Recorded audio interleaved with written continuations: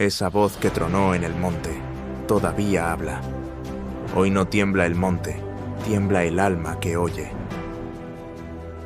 Esclavo de tu palabra.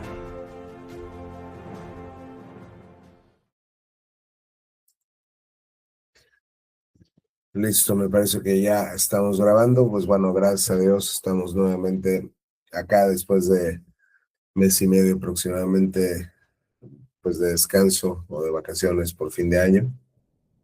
Y vamos a retomar en Primera de Pedro, capítulo 4, y estamos en el versículo 7, solamente para hacer una recapitulación muy rápida. ¿Qué es lo que hemos visto así a grosso modo en Pedro desde que empezamos con este estudio? ¿Quién nos dice?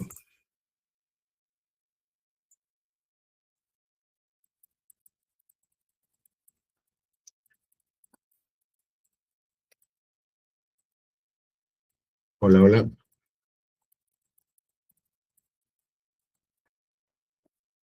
¿Quién nos dice más o menos de qué ha tratado Pedro? A ver, acá en mi casa.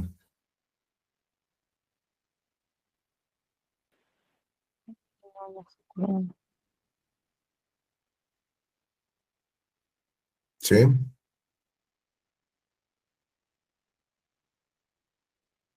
No recordamos. Ok. Pedro nos está hablando cómo sufrir injusticias de manera piadosa. Pedro ya nos dijo, ya nos habló de nuestra identidad como cristianos. Ya nos habló que nuestra mirada tiene que estar puesta en la recompensa que recibiremos y de esa manera podemos soportar la providencia muchas veces complicada que Dios nos manda acá, que tiene como propósito nuestra santificación. En el contexto más inmediato, la última vez vimos que la salvación va a producir un cambio en la vida práctica de las personas. Entonces, básicamente, en el versículo 3 del capítulo 4, Pedro nos dijo, ya fue suficiente el tiempo pasado en el que viviste como quisiste, ¿no? Cuando pues, andabas en lujurias, concupiscencias, embriagueces, orgías, fiestas, etcétera, etcétera. Y dice, y a tus amigos de antes les parece raro que ya no corras con ellos en el mismo desenfreno de disolución, etcétera. Y entonces se voltean contra ustedes y los atacan, ¿ok? Pero al final del día ellos van a dar cuentas a Cristo, que está listo para juzgar a los vivos y a los muertos. Entonces, una vez que nos habla y termina hablándonos del juicio escatológico de Dios de toda la raza humana, empieza Pedro en el versículo 7 diciendo, mas el fin de todas las cosas se acerca, sed pues prudentes y sobrios en oración. Aquí comienza otra sección, ¿ok? Que está conectada con la anterior, pero esta nos presenta una motivación escatológica. ¿Por qué? Porque Pedro te dice, pon tu mirada en que el fin de todas las cosas está cerca. ¿Cuál es ese fin de todas las cosas? ¿Qué nos dijo el versículo anterior? El juicio de Dios sobre vivos y muertos. Entonces, lo que Pedro está diciendo es, cristiano, pongo ante tus ojos la realidad inminente del juicio que consuma todos los tiempos. Entonces, lo que Pedro te está diciendo es, hay una urgencia espiritual para vivir intencionalmente de cierta manera. Es decir, el fin se acerca, el juicio está cerca, la consumación de todo está próxima. Entonces, hay una urgencia para que no estés perdiendo el tiempo ni viviendo de manera frívola. ¿Ok? ¿Por qué? Porque urge que hagas algo. ¿Por qué? Porque el fin está cerca. Entonces, lo que hace aquí Pedro es que presenta una motivación escatológica para que sus lectores se pongan las pilas, como se dice coloquialmente. ¿Ok? O sea, tienes que vivir de manera urgente, tienes que vivir de manera vigilante. ¿Ok? Y si tú vives de manera urgente, de manera vigilante, con la consumación de los tiempos en mente, con una visión escatológica, vas a vivir de una manera determinada que aquí Pedro te la resume de manera como tienes que ser prudente y vivir vigilante en oración. ¿Ok? Lo que Pedro le está diciendo al cristiano es la segunda venida de Cristo y el juicio final de Dios por Cristo está mucho, muy cerca, aunque para algunas personas puede parecer que tarde, pero pero la realidad es que está cercano, ¿ok?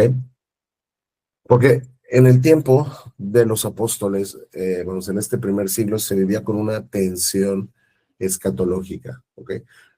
Los apóstoles entendían que cuando Cristo vino por primera vez, el fin de los siglos llegó, ¿ok?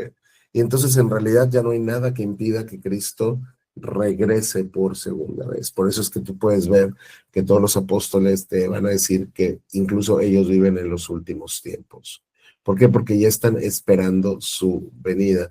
Y aunque desde que se escribió Pedro han pasado muchísimos siglos, la percepción de los cristianos debe ser que el retorno del Señor está próximo, el retorno del Señor está a las puertas. Dios no demora su promesa, como lo vamos a ver en 2 Pedro, ¿no? Sino que es paciente para que todos vengan al arrepentimiento. Entonces, Pedro comienza como poniendo en sus ojos la realidad de que el juicio está cerca, el juicio está próximo, y entonces si tú sabes que algo como la consumación de la era está próxima, tienes que vivir de una manera muy, muy particular, ¿ok?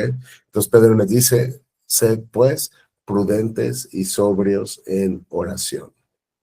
Esto lo que implica y lo que quiere decir, ¿quién es una persona que está sobria? Es una persona que no está obnubilada, que no está embotada, que no está distraída. Es una persona con la mente despejada, que está muy, muy vigilante, que está alerta. Es decir, que no está entregada en excesos, en distracciones, como lo vimos ya en los versículos anteriores. ¿Ok? O sea, lo que Pedro te está diciendo es tienes que vivir con una actitud de alerta espiritual. O sea, tienes que tener una mente absolutamente perfilada y afilada en el sentido de entender que el fin está próximo y entonces a Dios le importa cómo gasto cada minuto de mi vida. Lo que Pedro nos dice, desde luego por implicaciones, que no debemos de estar, pues, o sea, confundidos o distraídos por los placeres mundanos, por los afanes de este mundo. Por ejemplo, cuando una persona está borracha, pues esa persona claro que no está sobria. ¿Ok? Cuando una persona está tomada, pues no está sobria. Esa persona se embriaga, esa persona se duerme. Lo contrario es una persona sobria, es una persona que está vigilante, que está en sus cabales. ¿Ok?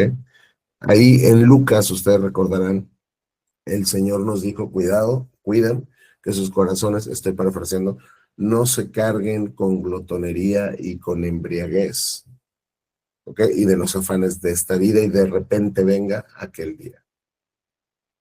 Cristo sabe que es posible que su pueblo se enfoque tanto en este siglo, en este mundo, que de repente pierda la perspectiva eterna. Los placeres, los deseos del mundo y simplemente los afanes y las preocupaciones de cada día son lo suficientemente fuertes como para distraerte y sacarte del estado de vigilancia espiritual en el cual Dios te llama a vivir. Si tú supieras que te quedan 2 días de vida, o te queda un día de vida, o un mes de vida, yo te aseguro que vivirías de manera muy intencional el resto del tiempo que te queda. Si tú supieras que te queda una semana de vida, te aseguro que no la gastarías dándole así, vamos a scroll, digamos, a las redes sociales, ¿no? Y perdiendo el tiempo en videojuegos. ¿Por qué? Porque sabes que el fin está próximo. Entonces, el que tú sepas que el fin está próximo para la mente de Pedro es un argumento bastante fuerte para que te pongas sobrio con respecto a los asuntos de la religión verdadera. ¿Ok? ¿Por qué? Porque la Biblia nos habla una y otra vez que los cristianos tenemos que vivir con vigilancia y con perseverancia. ¿Ok? Claro que sabemos que la gracia de Dios es la que te preserva, pero justo esta gracia de Dios que te preserva es la que te anima, es la que te impulsa para que veles, para que ores, no para que seas indiferente. Y Pedro, noten que dice sobrios en oración. Pedro enfatiza la actividad de la oración. ¿Por qué? Porque la oración es una actitud de dependencia hacia Dios. Es, como dicen vamos, algunos teólogos, es la respiración del cristiano. Así como un niño que nace empieza a respirar, un cristiano que viene a Cristo y nace otra vez por el Espíritu, empieza a respirar orando. Y velar y orar van juntas en las Escrituras. ¿Ok? Ya sabemos lo que Cristo les dijo a los 3 más íntimos que tenía cuando les lleva ahí con el Getsemaní, que les dijo, velen y oren, velen y oren. Es lo que Pedro está haciendo aquí. Él ya recibió estas instrucciones del Señor. Entonces, él se le está pasando a sus hermanos, ¿ok? Entonces, lo primero que hace es, el fin está cerca, ponte las pilas, vive intencional. Sé sobrio, dedícate a las cosas de Dios, no te dejes distraer por el mundo y cultiva la vida de oración, es decir, ora con seriedad.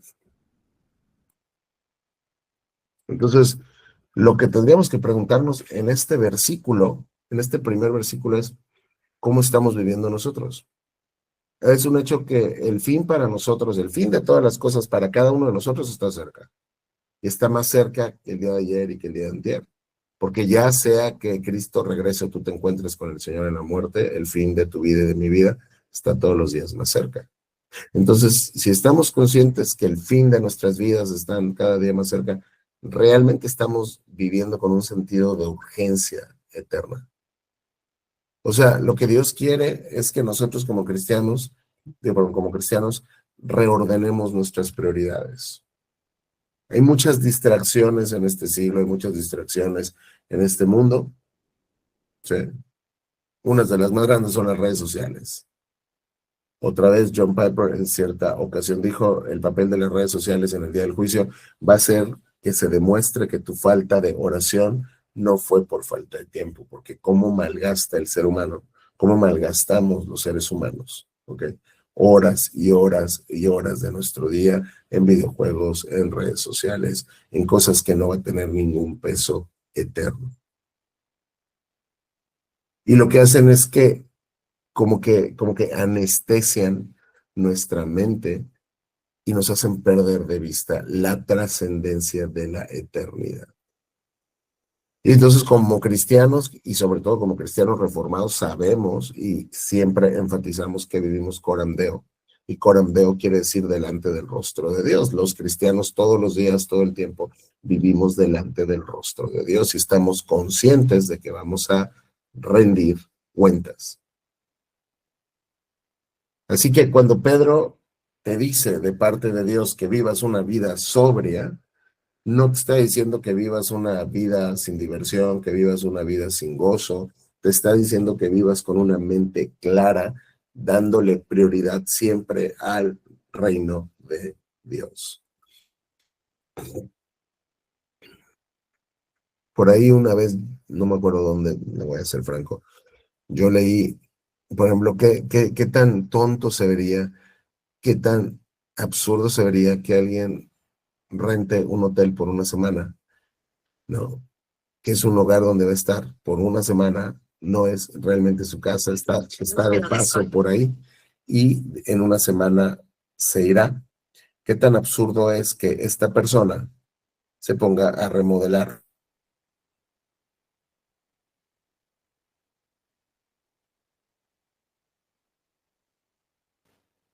Pues no es su casa.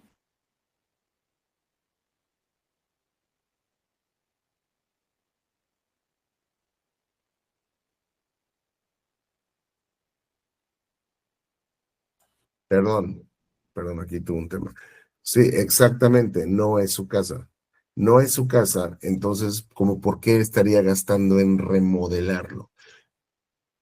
Esto somos tú y yo, cuando entendemos que este mundo no es nuestro hogar permanente, que aquí estamos de paso, pero no nos percatamos de esto y entonces invertimos todo nuestro tiempo, todo nuestro dinero, todas nuestras energías, todas nuestras fuerzas aquí.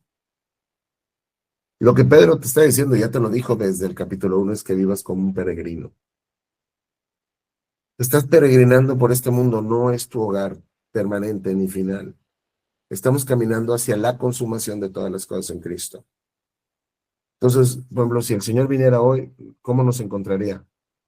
Vigilantes, así bien sobrios, digamos, vamos en oración, o nos encontraría absolutamente indiferentes a las cosas del reino.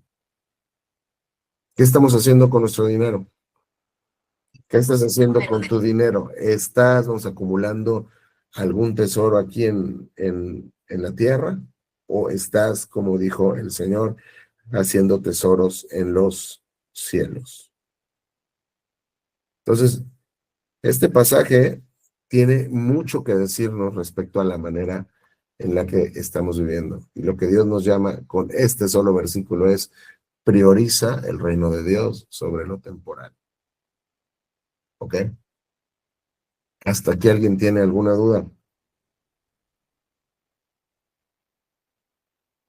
No, No, Perfecto, dame un momento, por favor.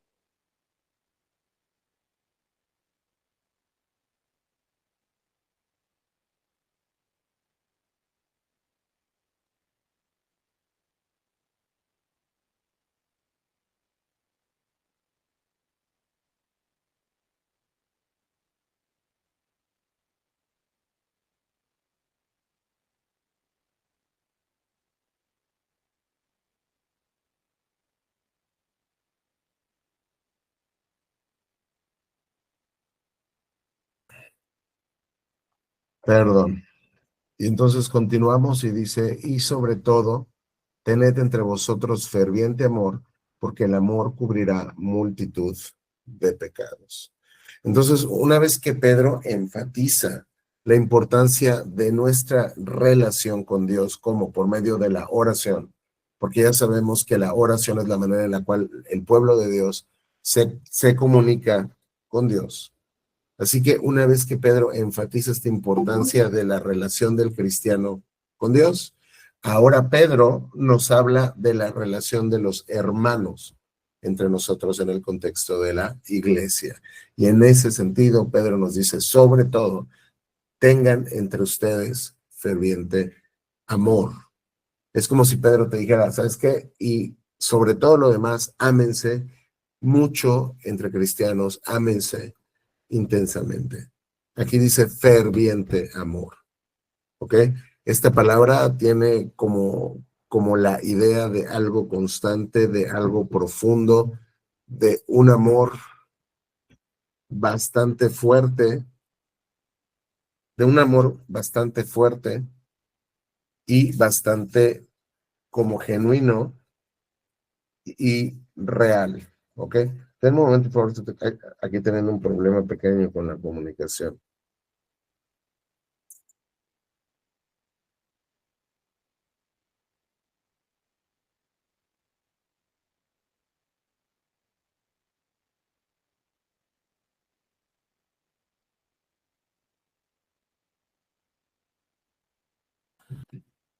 Ya, perdón. Entonces, básicamente Pedro nos manda de parte de Dios a que vivamos con un amor profundo, intenso, los unos por los otros. Ahora, aquí recuerda que estamos viviendo en contexto de persecución.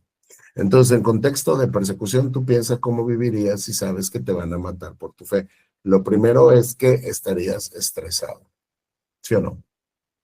Si tú estuvieras siendo perseguido y si tú supieras que puedes perder la cabeza por tu fe y si te estuvieran quemando vivo, lo menos que tendrías es estar estresado. Ahora, cuando uno está estresado, pues surgen los problemas con los demás porque nadie está de buenas, ¿no? Estamos pues estresados.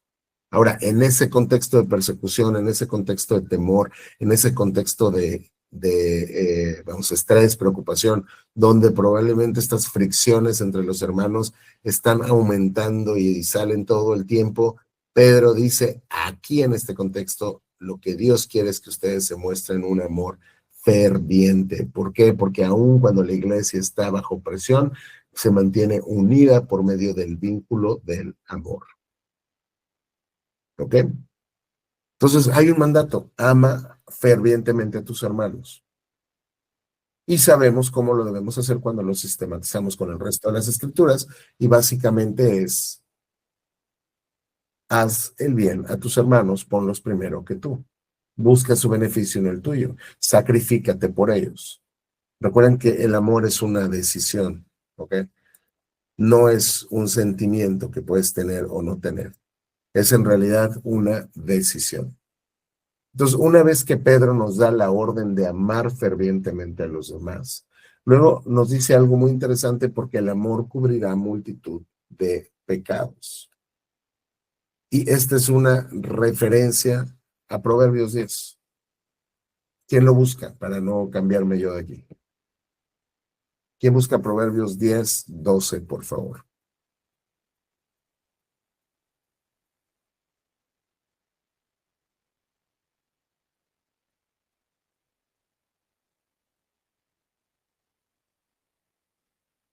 Hola, hola. ¿Sí me están escuchando? Sí, Lo está buscando Rana. Ok, gracias. Proverbios 10:12.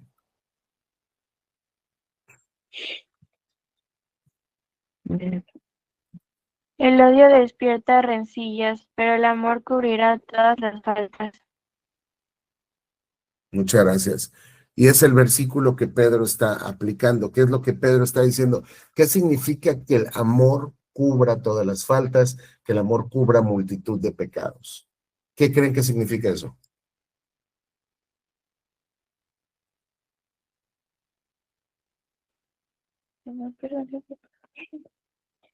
Que perdón. la misericordia de Dios nos proteja, nos cuide, nos...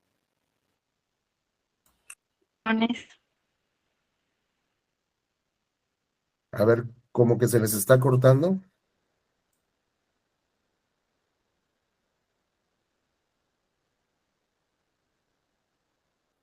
No se escuchó bien. Sí, o sea, como que se les cortó. Vamos a ver, Dana, ¿qué dijiste?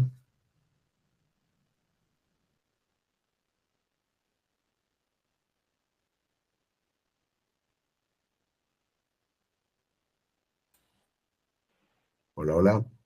Que perdonar. Perdonar, creo que Perdonar. dijo. Ok, perdonar. Básicamente, eso es justo lo que está diciendo Pedro. Cuando el amor cubre multitud de pecados, lo que te está diciendo es: cuando tú estás amando a tus hermanos, ¿qué vas a hacer cuando te ofenden? Vas a pasar por alto sus ofensas, vas a perdonarlos, les vas a tratar con amor, no vas a buscar vengarte, no vas a buscar pagarles con la misma moneda, no vas a buscar incrementar el coraje, no vas a buscar incrementar el odio, no vas a buscar su mal, porque como los amas, estás dispuesto a cubrir sus pecados, es lo que está diciendo Proverbios y es lo que está diciendo aquí Pedro, por eso lo está conectando. Si tienen entre ustedes ferviente amor, el resultado va a ser que su amor unos por otros va a cubrir los pecados unos de los otros. Esto, desde luego, no quiere decir que tu amor o tus obras expíen el pecado de cada persona ante Dios, porque sabemos que solo la sangre de Cristo, el sacrificio de Cristo, cubre nuestros pecados en ese sentido. Cuando dice que cubrirá muchos pecados, no se refiere a una cuestión expiatoria, sino se refiere a una cuestión de no interrumpir la comunión. Si alguien te ofende y tú le tratas con amor y tú perdonas su pecado, la comunión va a seguir intacta. Pero si tú te enojas y buscas su mal, esa comunión se rompió. Entonces Pedro nos habla y nos dice que los cristianos debemos tenernos ferviente amor unos por los otros, porque al estar ejercitando el amor de esta manera, nos vamos a estar perdonando y entonces nuestra convivencia cristiana nos llevará a cubrir, a tapar las ofensas de los demás en lugar de magnificarlas. Muchas veces lo que nosotros hacemos es que cuando alguien nos hace algo, lo magnificamos porque somos orgullosos. Sí. Lo que Dios dice es: lo debes incluso de cubrir, de tapar, de silenciar. Esto es un llamado de Dios para los cristianos, no es una opción. Quiero que vean que esto no es una sugerencia, El cristiano que ha nacido de nuevo va a vivir de esta manera y tal vez le va a costar trabajo perdonar, va a luchar con su pecado porque eso es un pecado. Porque el cristiano que ha sido perdonado por Dios no va a tener ningún problema en perdonar los errores, las faltas, los pecados de los demás. Entonces, ¿cuál es la única manera en la cual la iglesia, que es una comunidad de pecadores redimidos, pueda seguir existiendo? Por medio del amor que perdona la multitud de pecados unos de los otros. Porque si no tuviéramos este ferviente amor los unos por los otros y si no tuviéramos perdón, no podríamos estar en convivencia, en armonía, en comunión. Ya lo dijo Pablo ahí en Colosenses, tienes que revestirte del amor, que es el vínculo perfecto. Y el amor sabemos que resume al final las dos tablas de la ley. La primera tabla de la ley está resumida en amarás a Dios con todo tu corazón. Y la segunda tabla de la ley, y amarás a tu prójimo como a ti mismo. Entonces, ¿cómo se ve esto en nuestra vida diaria? ¿Cómo se ve vivir con ferviente amor unos por otros y cubriendo los pecados de los otros en nuestra vida diaria? ¿Cómo se ve? Primero, se ve como una persona paciente con las debilidades de los demás. ¿Tú te acuerdas cuando Pedro llegó con el Señor y le preguntó cuántas veces tengo que perdonar a mi hermano que pegue contra mí? A veces 7, o sea, cuántas veces te ofendan, cuántas veces perdona. Entonces, si viviéramos de esta manera, lo primero es que seríamos muy pacientes con las faltas, las debilidades y los pecados de los demás. Y estaríamos dispuestos a perdonarle de inmediato. Una persona que perdona, una persona que cubre las faltas de los demás, es una persona que no divulga las faltas del hermano en público, sino que se acerca con él y lo exhorta en privado, con amor y con mansedumbre. ¿Realmente estamos viviendo así? O peor aún, tú y yo somos los que ofendemos constantemente y no nos importa. Y no solo eso, si también estamos viviendo en ferviente amor, ¿qué vamos a hacer? Cuando un hermano tiene una necesidad y nosotros le podemos ayudar, lo vamos a suplir. Entonces, este pasaje nos lleva a examinar nuestras actitudes en el contexto de nuestra vida comunitaria en la iglesia. ¿Somos prontos para perdonar? ¿Somos prontos para pasar por alto las faltas de los demás? ¿O somos rápidos para criticar y para quejarnos y para buscar venganza? Es muy importante recordar que está muy bien saber mucha doctrina.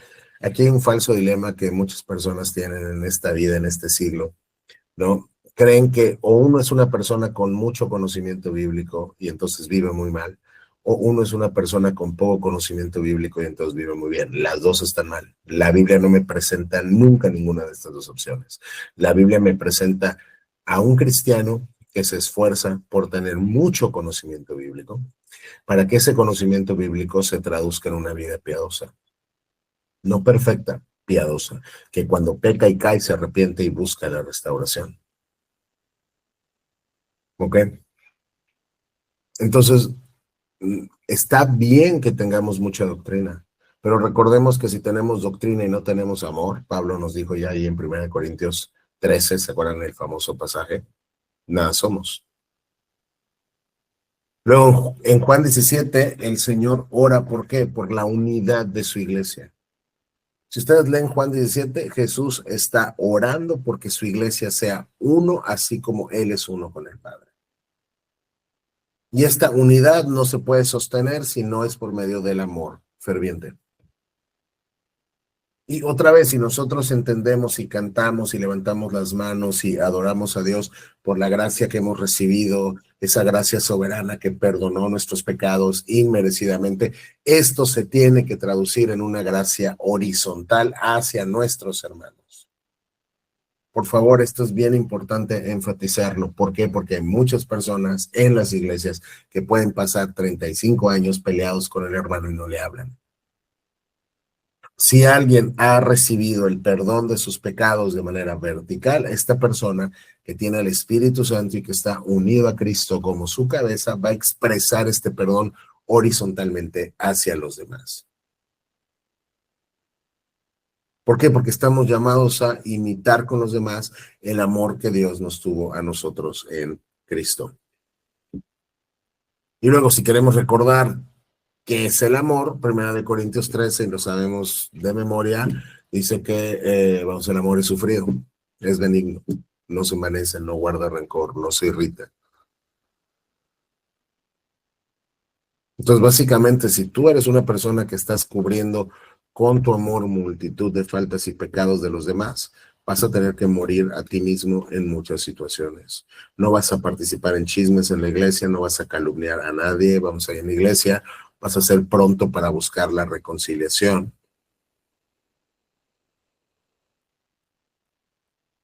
Porque ustedes acuérdense, ustedes van a completar, por favor, lo que dijo el Señor, porque todos los cristianos sabemos esto. En esto conocerán, les dijo Cristo, que ustedes son mis discípulos. Sí que.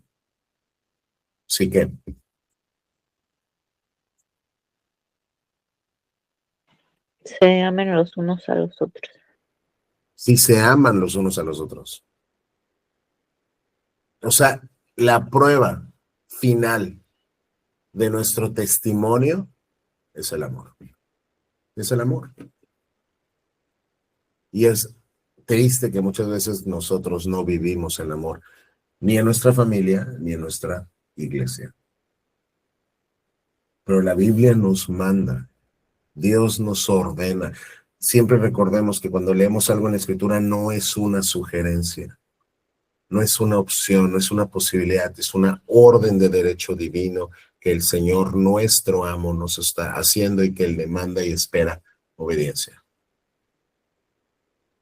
Entonces, ferviente amor, cubriendo multitud de pecados. Y sobre todo en este contexto, que como les digo, es un contexto de sufrimiento, de persecución, en ese contexto de un mundo tan hostil que está matando y masacrando cristianos, Dios quería que la iglesia fuera el refugio, la familia, donde el amor genuino fuera prodigado de unos a los otros y los unos llevaran las cargas de los otros. Pregunta es, ¿estamos viviendo así? Si no, tenemos que arrepentirnos. Y luego Pedro continúa en el 9. Sed hospitalarios los unos con los otros sin murmuraciones. En el contexto del primer siglo, ya que Pedro te está hablando del amor ferviente, una de las maneras más claras en las cuales tú mostrabas un amor práctico en este momento de la historia es la hospitalidad. ¿Por qué? Porque tienes a cristianos viajando, que son o misioneros, evangelistas o maestros itinerantes que van de ciudad en ciudad, no tienen casa ahí permanente donde viajan, ellos están viajando para extender el reino de Dios y entonces dependen de que los hermanos de los pueblos a donde llegan o de las ciudades a donde llegan les abran sus casas.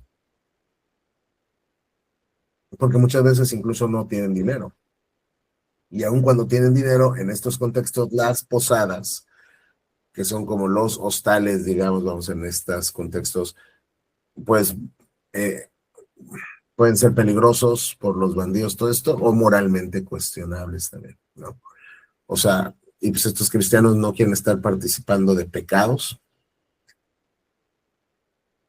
Entonces, era necesario que los cristianos le abrieran las puertas de su casa a otros cristianos que no necesariamente conocían, pero sabían que eran cristianos. O también podían ser, en este contexto, cristianos que están huyendo, que están siendo perseguidos y necesitan un refugio. Entonces, cuando te dice hospédense, sean hospitalarios unos con otros, los unos para con los otros en el contexto de la familia cristiana es, mi hermano, ábrele tu casa y comparte tus recursos con otros hermanos. Sin murmuraciones. ¿A qué se referirá sin murmuraciones? Murmurar es quejarse. ¿Qué es lo que está diciendo? El amor ferviente te llevará a abrirle las puertas de tu casa a la gente que lo necesita. En este contexto estamos hablando de cristianos, a cristianos, ¿sí?, que lo requieren. Y no te vas a estar quejando de las molestias o de los costos de hospedarlos. Y esto es importante porque esto nos dice algo. Dios valora, Dios tasa no solo lo que hacemos, sino la actitud con la cual la hacemos. Porque dice claramente sin murmuraciones. Esta es una cuestión de actitud. Tú puedes bien llegar y vamos a abrir las puertas a las personas para que entren a tu casa y luego estarte quejando de mira todo lo que ya gasté, mira lo que me está saliendo esto, esta gente pues hace esto y esto en mi casa, ya me descompusieron esto. No funciona así. Una persona que está viviendo con amor ferviente en este contexto está abriendo las puertas de su casa, compartiendo su casa y recursos con con los otros hermanos sin estarse quejando. Porque entiende que a Dios le importa no solo lo que haces, sino también la actitud con la cual lo haces.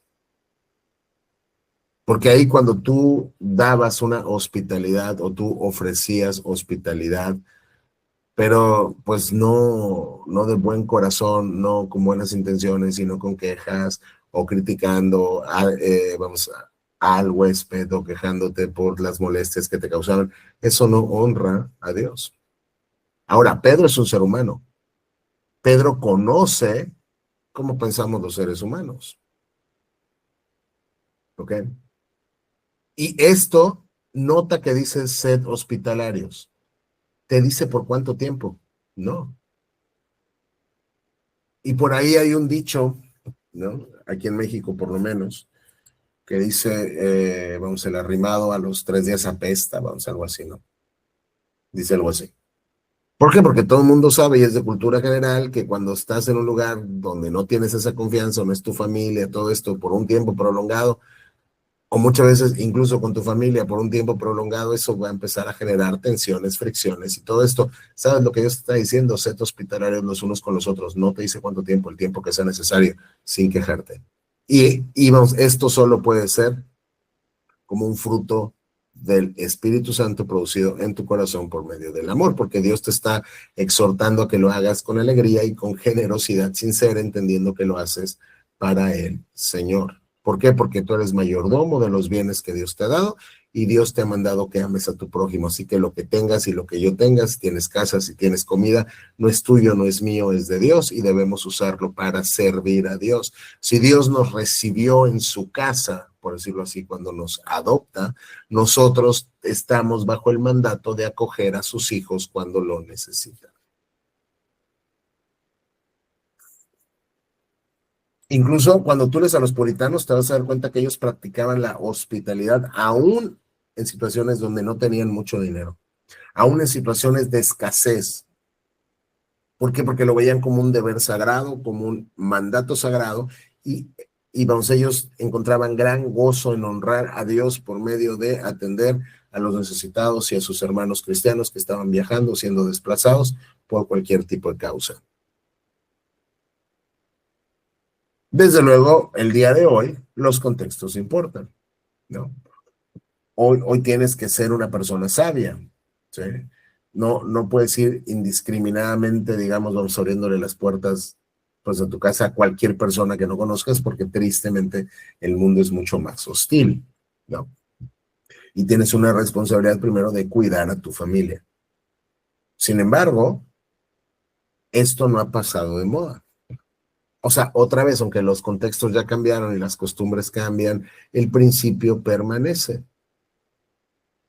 Dios te manda que abras tu casa y des de tus recursos para bendecir a otros con alegría. Tal vez ya no necesariamente quiere decir que los tienes que hospedar ahí por semanas ni nada. Simplemente tú debes estar dispuesto a poner tu casa y tus recursos para bendecir a los demás, con una actitud correcta. Entonces, hoy todavía, por ejemplo, puedes practicar hospitalidad si tienes la oportunidad con hermanos que lo necesitan, que tal vez están viajando, o misioneros, o gente que está estudiando y que no está con su familia, que está lejos, o simplemente invitando a gente a comer a tu casa. El invitar a gente a comer a tu casa y dar de tus recursos para alimentar y fortalecer el cuerpo de los hermanos es hospitalidad. Y cuando lo hacemos debemos guardarnos otra vez de las murmuraciones. Porque muchas veces nosotros ofrecemos ayuda o damos ayuda y luego nos estamos quejando de cuánto gastamos ya con lo que estamos haciendo, el tiempo que estamos invirtiendo. Eso lo que muestra es que no tenemos amor.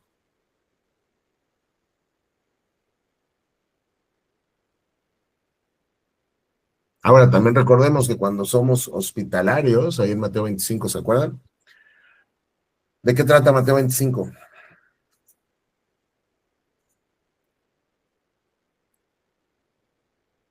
¿Quién sabe?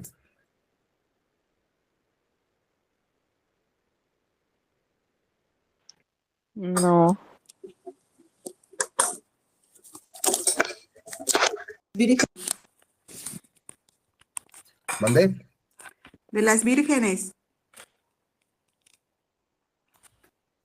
Mateo 25 es el capítulo que nos habla sobre el juicio, ¿no? Cuando Cristo está ahí, bueno, pues diciendo cómo va a separar a los cabritos y las ovejas, y nos dice un poco cómo va a juzgar a la gente. O sea, entonces dice, por cuanto, o sea, para ustedes yo tuve hambre y no me dieron de comer, estuve en la cárcel y no me visitaron, no sé si se acuerdan de todo esto, ¿no? Entonces, lo que Cristo está diciendo es cuando tú recibes a un hermano, cuando tú eres hospital, cuando tú eres hospitalario con un hermano que necesita tu misericordia en un momento de necesidad o simplemente te gozas en bendecir a los hermanos, recuerda que se lo estás haciendo al Señor mismo. Hoy, desde luego, como vivimos en una cultura absolutamente individualista, ¿no? La hospitalidad se ve como algo raro, ¿sí? Pero la hospitalidad cristiana, aunque sea contracultural, sigue siendo un mandato para nosotros. O sea, incluso algo tan sencillo como que, oye, tienes un sillón extra, úsalo para la gloria de Dios. Te sobra un plato de comida, úsalo para la gloria de Dios. Entonces, cuando nosotros somos hospitalarios, debemos considerarlo un privilegio porque Dios nos está dando la gracia de servir a nuestros hermanos. Por eso Pablo en Romanos 12 dice, practiquen la hospitalidad. Y también los Hebreos te dice que sin saberlo, algunos hospedaron ángeles. Entonces, cada bendición que Dios te haya dado, la tienes que usar para servir a tus hermanos. Eso es lo que resulta cuando alguien está viviendo con ferviente amor y de esta manera perdonando a los demás y recibiéndolos en casa y dando de sus recursos para servirles y compartiendo con ellos sin murmuraciones, considerándolo un honor porque se lo estamos haciendo a Cristo. ¿Hasta aquí tienen alguna pregunta?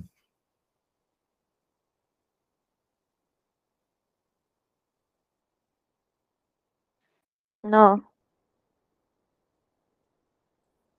Ok, tenemos que acabar por lo menos estos 2 versículos, ¿eh? Sí, por lo menos hasta el 11. Cada uno según el don que ha recibido, ministrelo a los otros como buenos administradores de la multiforme gracia de Dios. Y ya que estamos hablando del servicio, Pedro te dice, no solo se sirve a los demás con tus bienes materiales, ya lo tocó en el versículo de la hospitalidad, sino por medio de los dones espirituales que cada uno tiene porque ha recibido del Espíritu Santo por gracia de Dios, con el propósito, como dice Corintios, de edificar a la iglesia de Dios. No hay un solo cristiano o cristiana que no tenga dones que Dios le haya dado. Y los dones que Dios nos dio tienen el propósito de ser para edificar a nuestros hermanos, para edificar a su cuerpo. Entonces, no hay cristianos inútiles en el cuerpo de Cristo. Todos los cristianos tienen una función. Y así como Dios te da dones y tú recibes los dones, Dios te está llamando a ministrarlos. ¿Qué es ministrar? Servir a los demás con tus dones. De aquí viene el término, es un ministro. El ministro simplemente significa siervo. Es una persona que está sirviendo. ¿Ok? Los dones que tú tienes es lo mismo que los bienes, no son tuyos. Tú debes ser un buen administrador de la multiforme gracia de Dios. ¿Por qué dice multiforme gracia de Dios? Porque Dios tiene muchísimas maneras de dar dones a diferentes hijos suyos de diferentes maneras. Todos los dones que tienen todos los cristianos son parte de la gracia de Dios. Pero Él los da de manera como Él quiere, por eso es una gracia multiforme, porque a tal persona le puede dar tal combinación, bueno, pues de dones, y al vecino otra diferente, y Él los da como Él quiere, pero recuerda, lo recibiste no para tu alarde personal, no para tu beneficio propio. Por eso, como lo veremos cuando lo veamos, ¿no? Cuando veamos el don de lenguas. Hay gente que dice, yo oro lenguas para fortalecerme espiritualmente. Las lenguas no tenían el propósito de tu propio beneficio. ¿Okay? Todos los dones que Dios nos da, de acuerdo a las Escrituras, son para el beneficio de nuestros hermanos. Por eso nos llama a ministrarlos, a servir a los demás con nuestros dones, porque de esta manera, así como con nuestros bienes, estamos administrando la gracia que recibimos de Dios. ¿Ok? Entonces, cuando dice sean administradores, es como sean un mayordomo fiel. O sea, un mayordomo es la persona a la que el dueño le confía su casa o la gestión, bueno, pues de su casa y de sus propiedades. Dios te está confiando dones que Él te dio para que tú los gestiones para la gloria de Dios, tanto los dones que te dio como los bienes que te dio. Y estos dones de gracia vienen, como dice aquí, multiforme, vienen en múltiples formas.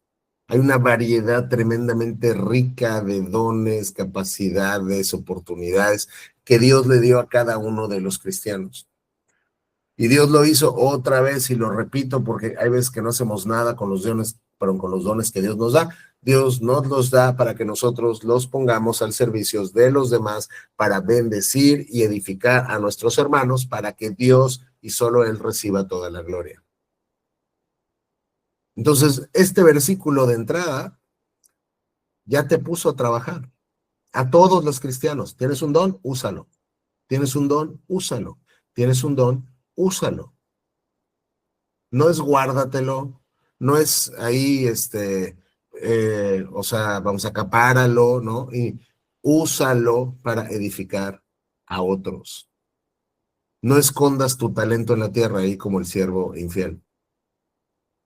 Y esto también es muy bueno, porque Dios te muestra que no eres, como dicen por ahí, la última Coca-Cola del desierto. ¿Sí? Porque hay hermanos que tienen otros dones que tú necesitas también. No es como que el cristianismo viene contigo y muere contigo. Tú tienes dones, desde luego yo tengo dones, pero hay hermanos que tienen otros dones que yo no tengo y entonces que yo necesito también para que yo sea edificado. Esto, desde luego, promueve ¿qué? La humildad. Porque no es como que yo tengo todos los dones que Dios pudo haberle dado a toda la iglesia. Ni tú, ni él, ni nadie. Nos necesitamos mutuamente. Somos necesarios y somos necesitados al mismo tiempo. Entonces, uno tiene cierto don, otro tiene otro don, nos necesitamos, todo es de gracia, no hay mérito propio, no nos podemos jactar. Entonces, básicamente, ¿qué podemos decir? Señor, ¿qué dones me has dado? ¿Cómo los estoy usando para bendecir a mis hermanos? ¿Qué tipos de dones hay? Hay muchísimos. Puede ser un don de consejería, un don de consolación, de administración, de música, de enseñanza, de servicio. O sea, hay una serie de dones y capacidades que Dios nos da para que las usemos para el beneficio de los demás. ¿Por qué? Porque ustedes recuerdan que ya Pedro nos dijo que somos sacerdotes, ¿no? Todos los creyentes somos sacerdotes, es decir, tenemos un rol de servicio en el reino de Dios. No solamente los pastores, sino todos los cristianos. Estamos llamados a movernos, a servir.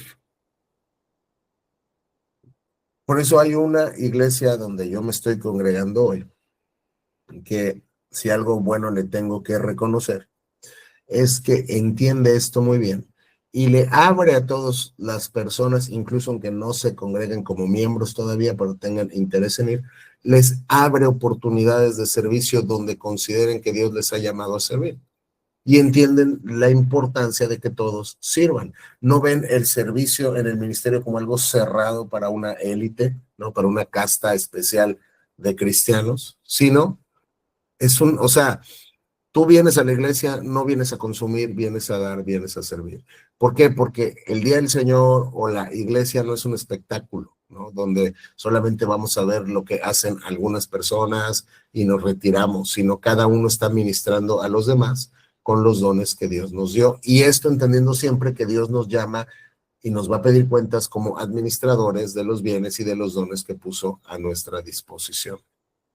Él nos confió cosas y Dios nos va a decir qué hiciste con todo esto. Entonces, nosotros tenemos que pensar en qué estamos haciendo con lo que Dios nos dio y si realmente estamos buscando su voluntad y lo estamos haciendo para su gloria, no para nuestra conveniencia.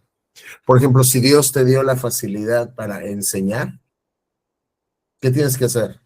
Ok, si reconozco que tengo este don, me tengo que preparar, tengo que estudiar fuerte, tengo que esforzarme. ¿Para qué? Para poder usar después este don fielmente en enseñar la palabra de Dios para el provecho de mis hermanos. O si Dios me dio un corazón compasivo, por ejemplo, debo ejercer esa misericordia de manera diligente. Si tengo el don de la hospitalidad, tengo que estar abriendo regularmente mi casa, ¿no? O sea, el punto es de qué manera me ha bendecido Dios con sus bienes y sus dones. Entonces tengo que ser un administrador responsable porque sé que un día le voy a dar cuentas de cómo los he invertido. Esto, desde luego, va totalmente contrario a la pereza espiritual y también a la envidia. ¿Por qué la pereza? Porque Dios nos manda a trabajar, porque para ministrar no tienes que estar, o sea, tienes que estar sirviendo a los demás. Entonces no puedes estar simplemente como un espectador consumiendo. Pero también a la envidia. ¿Por qué? Porque no debes buscar los dones que tiene el vecino. Cada uno tiene lo que Dios le quiso dar. Y es mucho, muy bueno y muestra un buen corazón cristiano cuando tú ves a tus hermanos y le dices, hermano, reconozco este gran don que Dios te ha dado. No por ti, sino por su gracia, pero reconozco que te lo ha dado y gracias a Dios por eso, porque me estás sirviendo para ser edificado. Hay una diversidad de dones y con esa diversidad de dones el Señor enriquece su cuerpo. Así que lo que este versículo básicamente está diciendo es, ¿eres cristiano? Sí, sí soy cristiano. Ponte a servir de acuerdo al don que Dios te haya dado, porque Dios te va a pedir cuentas de las gracias y capacidades que Él te dio. Y cuando todos los cristianos estamos viviendo de esta manera, la iglesia crece, sana y crece en amor. Y entonces aquí Pedro continúa, y con este versículo vamos a terminar. Si alguno en el 11, si alguno habla, hable conforme a las palabras de Dios. Si alguno ministra, ministre conforme a la fuerza que Dios le provee, para que en todo sea Dios glorificado por Jesucristo, a quien pertenece la gloria y el imperio por los siglos de los siglos. Amén. Y aquí entonces Pablo, continuando con el tema de los dones, te está dando ejemplos específicos, ¿no? De don, básicamente, y te dice por qué lo tenemos que hacer. En este caso, Pablo se está enfocando en dos tipos de dones diferentes. ¿Cuáles son? Si alguno habla y si alguno ministra. Hay unos dones que tienen que ver con la palabra y otros dones que tienen que ver con el servicio. Entonces, generalmente, digo, aquí ya voy a ir como mucho, muy rápido para acabar ya y para cerrar esta sección. Si alguno habla, se está refiriendo a la persona que enseña o predica o exhorta públicamente en el contexto de los hermanos cuando se congregan, tiene que hacerlo conforme a las palabras de Dios. Básicamente, ¿qué está diciendo? Si tú tienes el ministerio de enseñanza, tienes que asegurarte que lo que estás enseñando esté ajustado fielmente a la verdad revelada de la palabra de Dios, porque estás transmitiendo los oráculos de Dios, como se dice también a veces. O sea, tú no estás aquí, si tú hablas y tú tienes el don de hablar, tú no estás aquí para expresar opiniones humanas. Tú no estás aquí para dar tu punto de vista, tú estás aquí para transmitir la voz de Dios al pueblo de Dios, el mensaje divino que tenemos resguardado en la palabra. Y esto, desde luego, lo que nos está diciendo aquí muy claro Pedro, que si hablas que sea conforme a las palabras de Dios, básicamente te lleva a tener una hermenéutica sana, donde la escritura tiene supremacía en la predicación. ¿Por qué? Porque los ministros de Dios que se dedican a la palabra son voceros de Dios y su autoridad se deriva de la palabra, en tanto están explicando la palabra de manera correcta. Por eso es que absolutamente toda enseñanza, toda predicación tiene que ser bíblica, tiene que ser expositiva y tiene que ser reverente y conforme a los oráculos divinos. Entonces, Este pasaje tan chiquito ya forzó al maestro cristiano, al pastor cristiano, al predicador cristiano a no estar buscando sus innovaciones doctrinales, ni el aplauso de las personas, ni hablar con sabiduría propia, ni con filosofía, ni nada, sino centrarse completamente en la palabra de Dios. Esto te implica que si tú tienes un don que tiene que ver con las palabras, te dediques a vivir, a estudiar, profundizar en la palabra, y eso desde luego requiere también esfuerzo y tiempo. Luego, si alguno ministra, tiene que ver más con los dones de servicio, que son ya más tareas prácticas o diaconales, digámoslo así, ¿no? Que lo haga conforme al poder, conforme a la fuerza que Dios provee, que Dios da. ¿Ok? Entonces, que el que ministra entienda que su fortaleza, que su energía no viene de sí mismo, sino viene de Dios y depende de su gracia, para no cansarse porque son actividades más físicas, ni gloriarse en sí mismo, sino estas personas que tienen estos dones tienen que servir en la medida y de acuerdo con las fuerzas que Dios les está dando y con las fuerzas que Dios les está capacitando, porque Dios les está dando esta capacidad para que todo lo hagan conforme al llamado que recibieron. Entonces, las personas que ministran básicamente tienen que hacerlo con fidelidad y con dependencia a Dios, no de mala gana, ¿ok? Sea el tipo de servicio al que Dios te haya llamado. Y ya sea que hables o sea que ministres, ¿para qué debes de hacerlo? Para que en todo sea Dios glorificado por Jesucristo. Y el para qué implica propósito. Entonces, ¿qué es lo que está diciendo al final Pedro? Tienen que hacer todo esto porque tienen un fin último, y ese fin último de tus bienes, de tus dones, de tu vida, es Dios mismo. El fin último es el fin principal del ser humano, es glorificar a Dios. Así que por medio de tus palabras, por medio de tu servicio, tú estás glorificando a Dios por Jesucristo, porque estás unido a Cristo como su cuerpo, Él es tu cabeza, y entonces Cristo está unido a Dios. ¿Ok? Y termina con una doxología: a quien pertenece la gloria y el imperio por los siglos de los siglos, ¿ok? Que es absolutamente teocéntrica y básicamente es, todo esto lo haces para la gloria de Dios, porque ¿qué crees? A Él le pertenece la gloria siempre, o sea, soli Deo gloria, solo a Dios la gloria. Entonces, este versículo 11, que es donde nos vamos a quedar el día de hoy en el Nuevo Testamento, es una brújula para nuestro ministerio. ¿Ok? Es una brújula tanto para pastores como para predicadores, como para maestros, como para diáconos, como para el de música, como para el que hace lo que sea. ¿Cómo estoy ministrando los dones que Dios me dio? Por ejemplo, si yo predico, ¿lo estoy haciendo fielmente? ¿No? ¿Estoy estudiando el texto bíblico con diligencia? ¿Ok? ¿Estoy siendo muy preciso, así expositivo de palabra por palabra antes que mis propias ideas, ocurrencias o lo que sea? ¿No? O sea, básicamente, ¿cómo estoy sirviendo a Dios? O si soy diácono y tengo que hacer esto, vamos al otro, ¿estoy descansando en mis fuerzas, en mis capacidades, o entiendo que toda la capacidad y el talento que recibo para servirlo a Él, viene y proviene de Él? Y luego, sea cual sea, el servicio que tú hagas o realices, te debes de preguntar y me debo de preguntar, ¿lo estoy haciendo para la gloria de Dios? ¿Estoy usando para el bien de mis hermanos y la gloria de Dios los bienes y los dones que Él me dio? Entonces, esto, si tú lo haces así, esto no va a tener ningún tema de orgullo, porque tú entiendes que tú no lo tienes, que el don que tienes no nació contigo, Dios te lo dio, no es por ti, y no vas a tener rivalidades con nadie, porque entiendes que Dios tiene una multiforme gracia y no a todos les dio los mismos dones. Pablo ya te lo dijo. ¿Ok? Básicamente en todo lo que hacemos en nuestra vida, en todos los mandatos, deberes, los servicios, de todo lo que hacemos debe estar siempre apuntando a la gloria de Dios como tu fin principal. Porque si lo estás haciendo para tu propia gloria, vas a ser miserable. Si tú estás usando tus dones para tú recibir la gloria, vas a ser miserable. Solamente haciendo todo esto para la gloria de Dios vamos a hallar gozo, vamos a hallar contentamiento. Entonces, cuando vayas a servir, Señor, que solo tú seas glorificado en esto. Y cuando alguien, porque va a pasar, cuando alguien te dice, oye, qué bien hiciste esto, hermano, tú redirígelo a Dios. O sea, gloria a Dios. Esto es para Dios, gloria a Dios.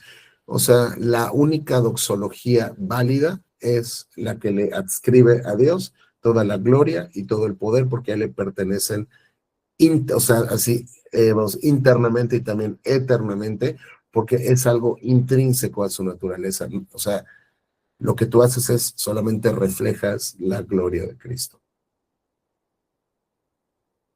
¿Ok? Entonces, hasta aquí nos vamos a quedar en el tema de Pedro. Permítanme, por favor. Listo. Entonces, hasta acá nos vamos a quedar, nos vamos a desconectar, son las 7:10, nos vamos a desconectar unos 10 minutos y nos vemos en 10 minutos en el mismo link para continuar con jueces. ¿Alguien tiene alguna pregunta, duda, comentario? Muy bien. Ok. Ok, perfecto. Entonces, un momento, voy a terminar con la grabación, un segundo, por favor.